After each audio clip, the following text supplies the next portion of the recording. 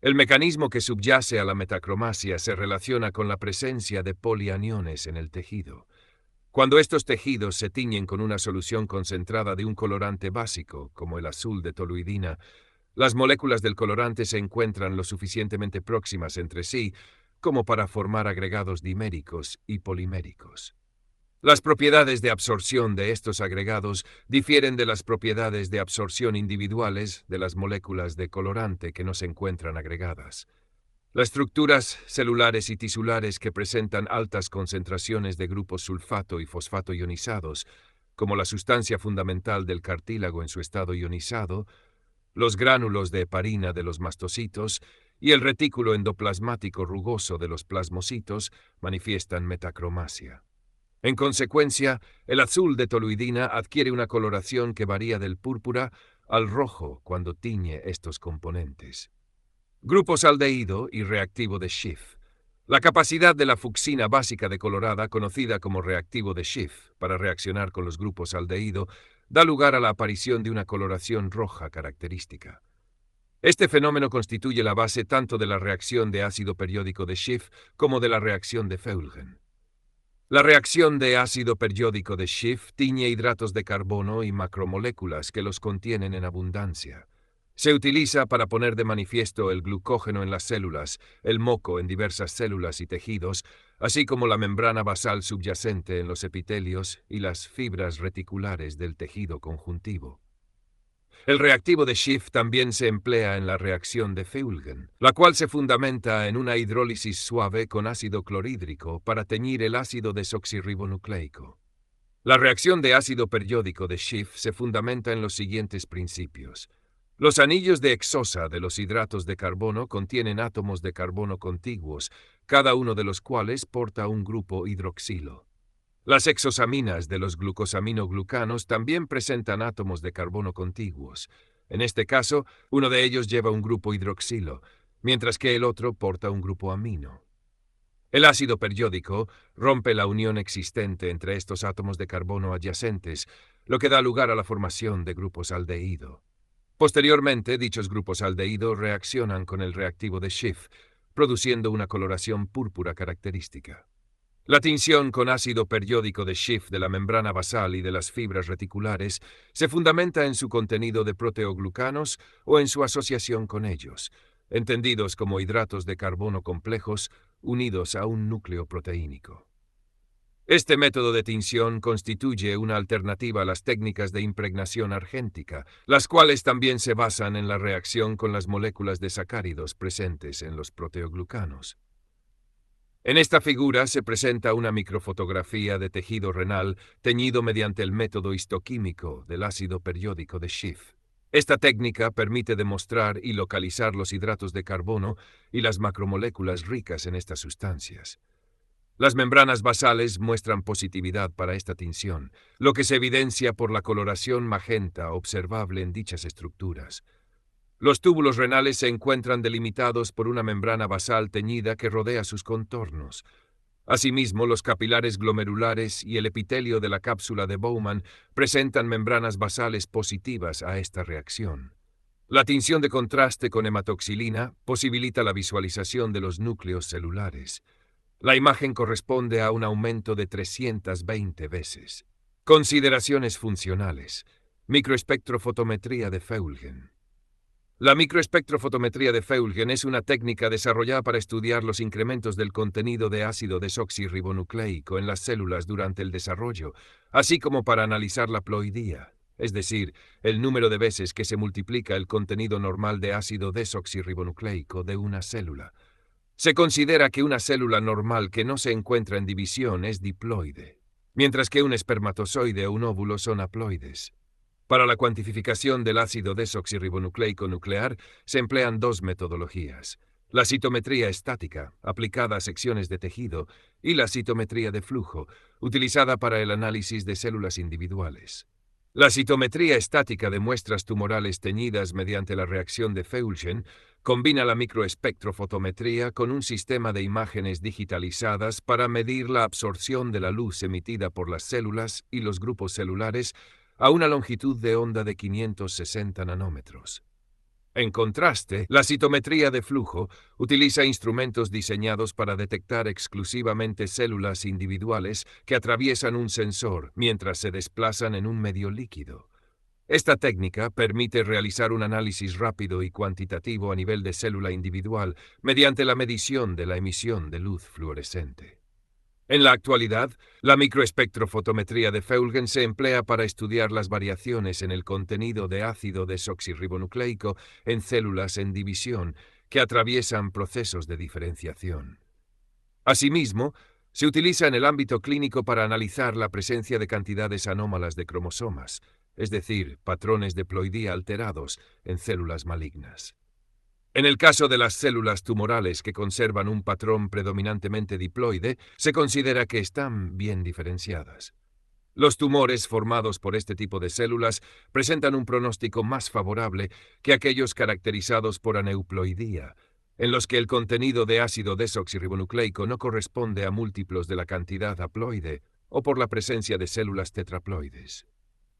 La microespectrofotometría de Fulgen ha demostrado ser especialmente útil en el estudio de determinados adenocarcinomas, es decir, cánceres de origen epitelial, así como en el análisis de neoplasias de mama, riñón, colon y otros órganos del aparato digestivo, del endometrio correspondiente al epitelio uterino y del ovario.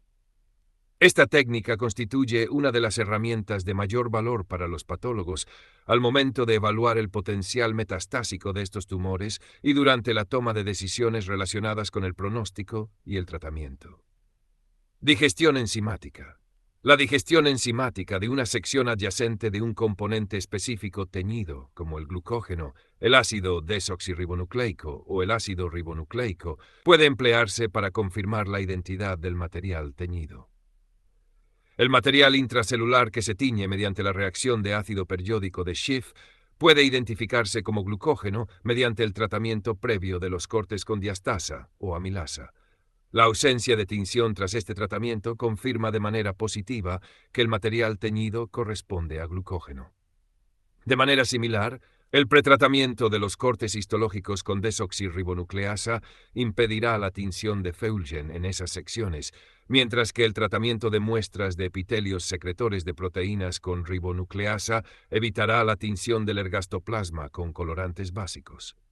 Histoquímica enzimática. Las técnicas histoquímicas se emplean también para identificar y localizar enzimas en células y tejidos. Para preservar la actividad enzimática al localizar enzimas en cortes histológicos, se requiere un cuidado especial durante la fijación. En general, se prefiere una fijación aldehídica suave que mantiene la funcionalidad de la enzima. En estos procedimientos no se detecta directamente la enzima, sino el producto de su actividad. Por lo general, se utiliza un reactivo de captura, que puede ser un colorante o un metal pesado, para atrapar o fijar el producto de la reacción enzimática mediante su precipitación en el sitio donde se produce la reacción. En una reacción típica para detectar una enzima hidrolítica, el corte histológico se coloca en una solución que contiene un sustrato AB y un agente de captura, T, el cual precipitará uno de los productos de la reacción de la siguiente manera. AB más T, en presencia de una enzima, se transforma en AT más B. En esta fórmula se muestra que AT es el producto final capturado y B es el sustrato hidrolizado. Por medio de estas técnicas, fue posible correlacionar el lisosoma, identificado por primera vez en estudios celulares mediante centrifugación diferencial, con un componente vacuolar visible en microfotografías electrónicas. En los tejidos sometidos a una fijación ligera, las hidrolasas ácidas y las esterasas contenidas en los lisosomas reaccionan con un sustrato adecuado. La mezcla reactiva también incluye iones de plomo, los cuales se precipitan, por ejemplo, como fosfato de plomo derivado de la acción de la fosfatasa ácida. De este modo, el producto precipitado puede observarse tanto con un microscopio óptico como con un microscopio electrónico. Se han desarrollado procedimientos histoquímicos análogos para demostrar la presencia de la fosfatasa alcalina, las adenosinas trifosfatasas de varios tipos, incluida la bomba de sodio en células y tejidos, diversas esterasas y numerosas enzimas respiratorias, tal como se muestra en la figura correspondiente. Uno de los métodos histoquímicos más empleados, frecuentemente combinado con técnicas de inmunocitoquímica, utiliza una peroxidasa de rábano para la detección de antígenos mediada por enzimas.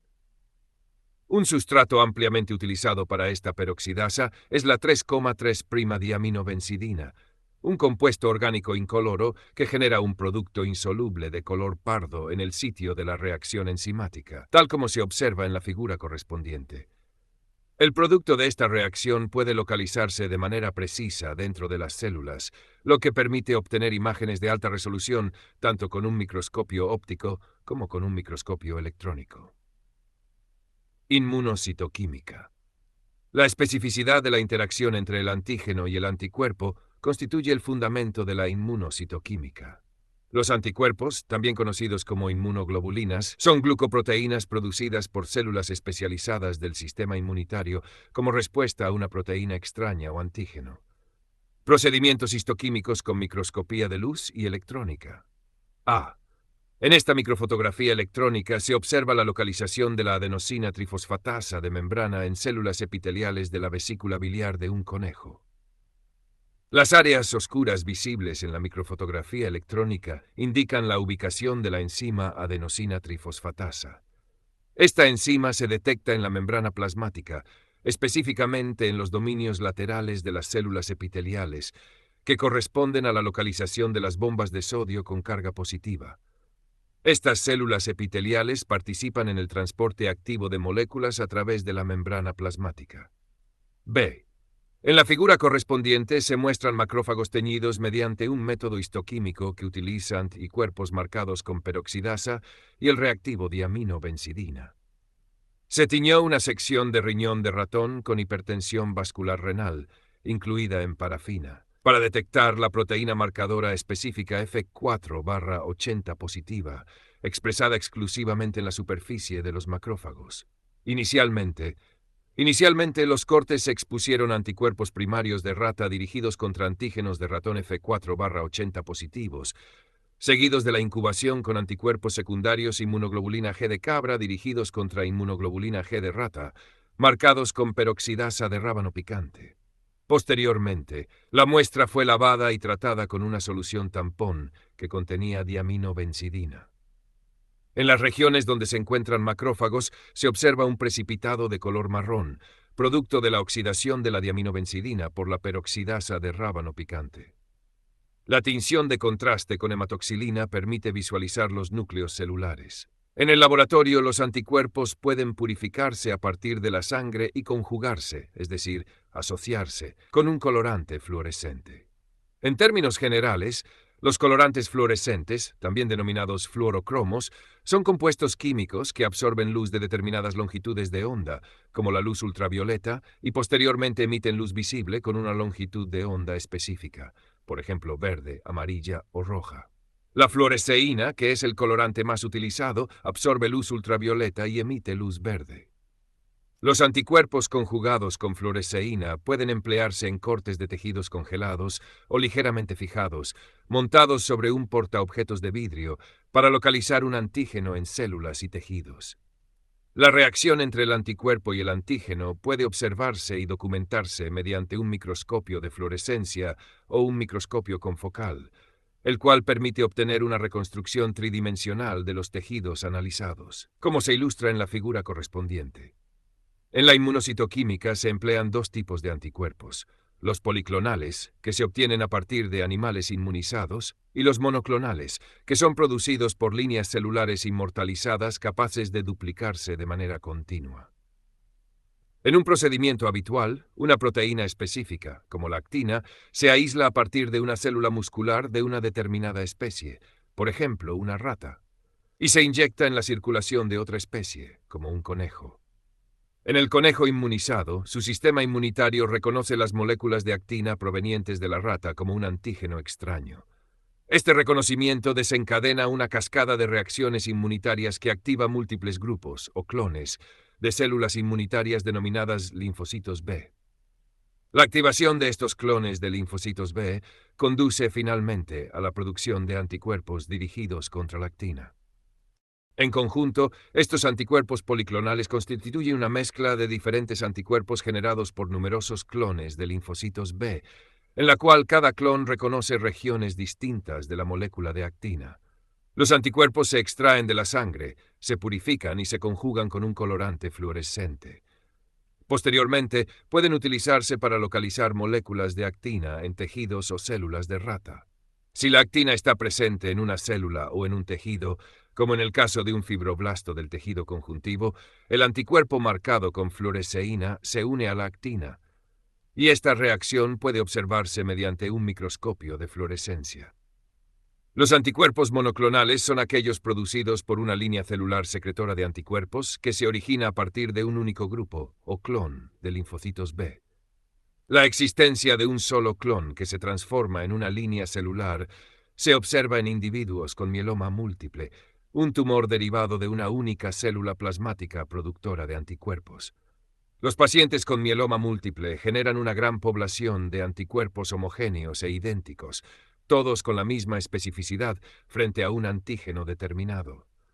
Para producir anticuerpos monoclonales dirigidos contra un antígeno específico, se inmuniza un ratón o una rata con dicho antígeno. Posteriormente, los linfocitos B activados se aíslan del tejido linfático del animal, como el vaso o los ganglios linfáticos, y se fusionan con una línea celular de mieloma. Esta fusión da lugar a un hibridoma, es decir, una línea celular individual inmortalizada que secreta anticuerpos de manera continua. Por ejemplo, para obtener anticuerpos monoclonales contra las moléculas de actina de rata, los linfocitos B procedentes de los órganos linfáticos de conejos previamente inmunizados deben fusionarse con células de mieloma. En esta figura se presenta una imagen microscópica confocal de una célula muscular cardíaca de rata. La imagen fue obtenida mediante un microscopio confocal utilizando el método de inmunofluorescencia indirecta. Se emplearon dos anticuerpos primarios.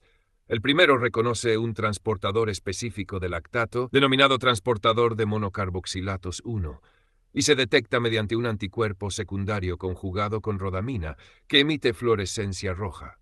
El segundo anticuerpo está dirigido contra la proteína transmembrana CD147, estrechamente asociada con el transportador de monocarboxilatos 1. Este anticuerpo fue detectado mediante un anticuerpo secundario marcado con fluoresceína, que emite fluorescencia verde.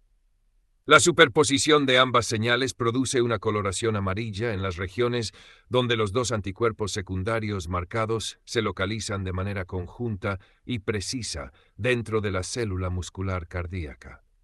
Esta imagen tridimensional muestra que ambas proteínas se distribuyen en la superficie de la célula muscular, mientras que el transportador de lactato también es visible en planos más profundos, alejados de la membrana plasmática.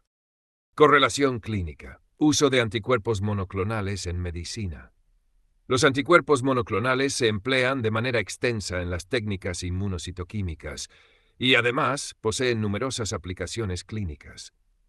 Los anticuerpos monoclonales conjugados con compuestos radioactivos se utilizan para la detección y el diagnóstico de metástasis tumorales, para la diferenciación de subtipos tumorales y de los distintos grados de diferenciación de los tumores, así como en el diagnóstico de enfermedades infecciosas mediante la identificación de microorganismos en la sangre y en los líquidos tisulares. En la práctica clínica actual, también se utilizan anticuerpos monoclonales conjugados con inmunotoxinas, fármacos quimioterápicos o radioisótopos, con el fin de dirigir de manera selectiva agentes terapéuticos hacia células tumorales específicas dentro del organismo. Para localizar un antígeno diana en células y tejidos, se emplean métodos inmunocitoquímicos directos e indirectos. La técnica inmunocitoquímica más antigua utilizada para identificar la distribución de un antígeno en el interior de las células y de los tejidos se denomina inmunofluorescencia directa. Este método utiliza un anticuerpo primario, ya sea policlonal o monoclonal, marcado con un fluorocromo, que reacciona directamente con el antígeno presente en la muestra, como se muestra en la figura correspondiente. Al tratarse de un procedimiento de un solo paso, interviene únicamente un anticuerpo marcado. Sin embargo, la visualización de las estructuras no resulta óptima debido a la baja intensidad de la señal emitida. Como consecuencia de esta sensibilidad limitada, los métodos indirectos están sustituyendo de manera progresiva a las técnicas de inmunofluorescencia directa. La inmunofluorescencia indirecta ofrece una sensibilidad considerablemente mayor que los métodos directos y suele denominarse técnica del emparedado o técnica de la doble capa. En este enfoque, en lugar de conjugar un fluorocromo con un anticuerpo primario específico dirigido contra el antígeno de interés, como una molécula de actina de rata, el fluorocromo se conjuga con un anticuerpo secundario que reconoce al anticuerpo primario de rata, por ejemplo, un anticuerpo de cabra dirigido contra el anticuerpo de rata, como se ilustra en la figura correspondiente. Cuando la fluoresceína se conjuga directamente con el anticuerpo primario específico, el procedimiento se considera un método directo. En cambio, cuando la fluoresceína se conjuga con un anticuerpo secundario, el método es indirecto. Este enfoque indirecto incrementa de manera notable la intensidad de la señal de fluorescencia emitida por el tejido. Una ventaja adicional del marcaje indirecto es que un único anticuerpo secundario puede utilizarse para detectar la unión específica al tejido de distintos anticuerpos primarios, como se muestra en la figura correspondiente. En los estudios microscópicos, el anticuerpo secundario puede conjugarse con diferentes colorantes fluorescentes, lo que permite visualizar múltiples marcadores en un mismo corte de tejido, tal como se observa en la figura correspondiente. Entre las desventajas de la inmunofluorescencia indirecta se encuentran su elevado costo, la gran cantidad de trabajo que requiere y su limitada adaptación a procedimientos automatizados. En esta figura se ilustran los métodos de inmunofluorescencia directa e indirecta. A. En la inmunofluorescencia directa, un anticuerpo primario marcado con un fluorocromo reacciona con un antígeno específico presente en la muestra de tejido. Las estructuras marcadas se observan posteriormente mediante un microscopio de fluorescencia, en el cual una longitud de onda de excitación, generalmente luz ultravioleta, induce la emisión de otra longitud de onda. Esta longitud de onda emitida depende de la naturaleza del fluorocromo utilizado para el marcaje de los anticuerpos. B. El método indirecto comprende dos etapas. En primer lugar, los anticuerpos primarios específicos reaccionan con el antígeno de interés. En segundo lugar, los anticuerpos secundarios, que están marcados con un fluorocromo, reaccionan con los anticuerpos primarios. La visualización de las estructuras marcadas dentro del tejido es equivalente en ambos métodos y requiere el uso de un microscopio de fluorescencia.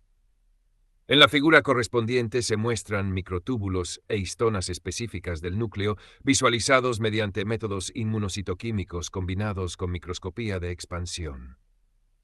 La distribución de los microtúbulos, componentes del citoesqueleto celular marcados en verde, y de la histona H, 3-fosforilada en serina 10, específica del núcleo, y marcada en magenta, obtenidas a partir de la línea celular de cáncer cervical humano GELA, puede estudiarse in vitro utilizando un microscopio de fluorescencia. Los microtúbulos se marcaron mediante técnicas de inmunofluorescencia indirecta, empleando anticuerpos primarios policlonales de conejo anti-alfa-tubulina.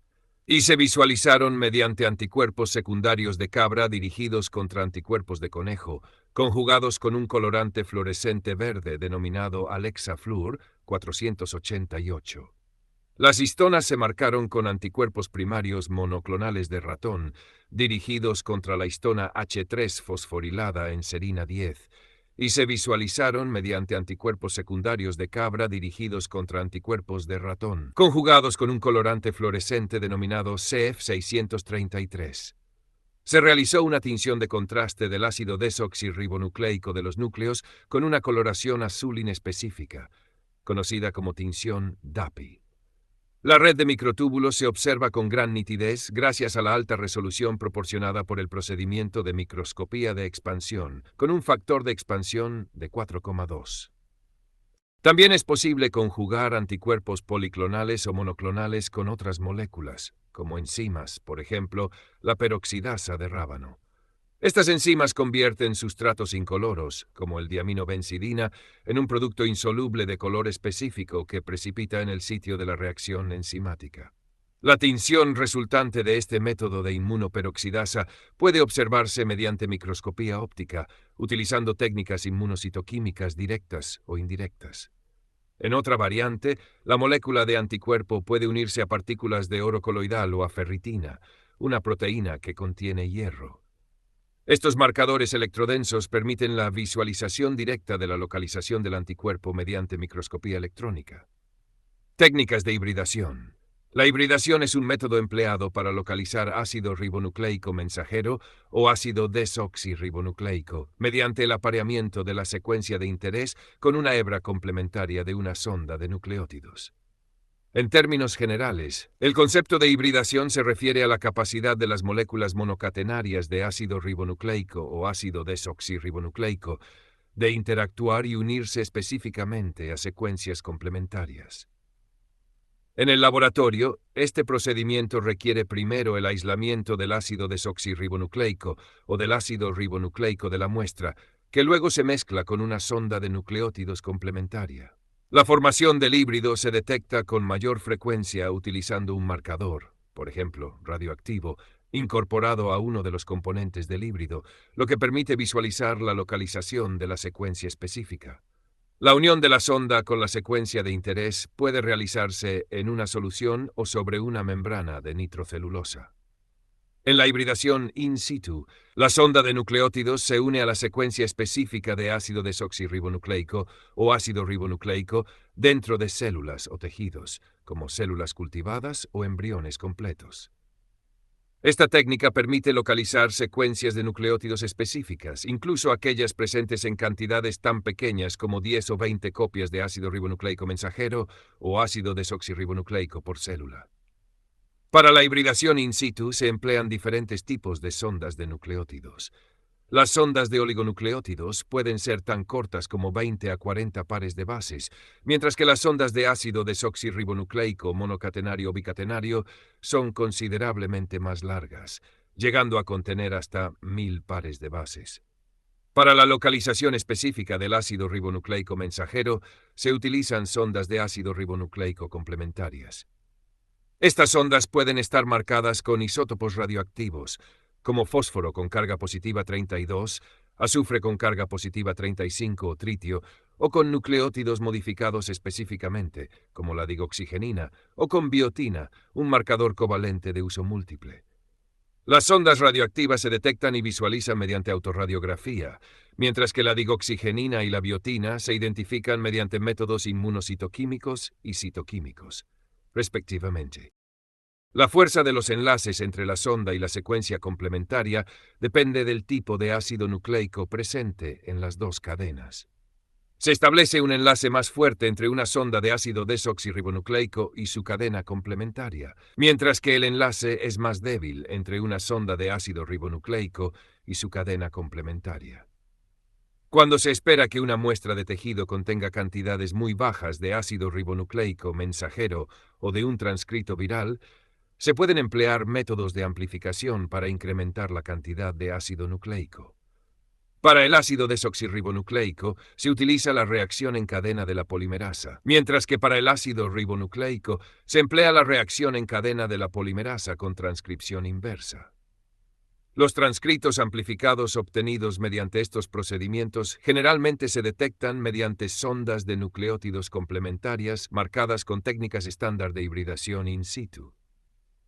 Recientemente, se han combinado tinciones fluorescentes con sondas de nucleótidos, lo que permite visualizar múltiples sondas simultáneamente en la misma muestra.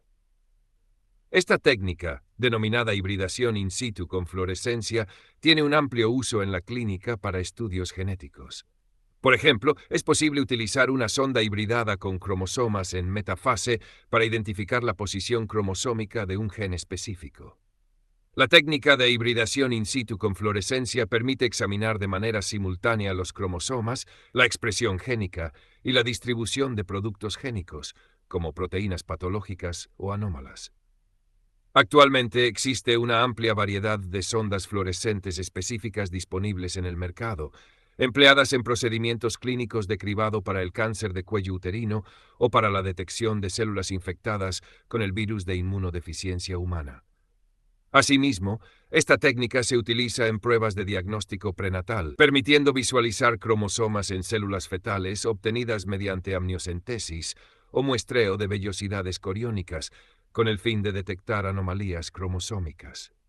Además, la hibridación in situ con fluorescencia se aplica para evaluar los cromosomas de los linfocitos de los astronautas y estimar la dosis de radiación absorbida durante su estancia en el espacio, dado que la frecuencia de translocaciones cromosómicas en los linfocitos es proporcional a la dosis de radiación recibida.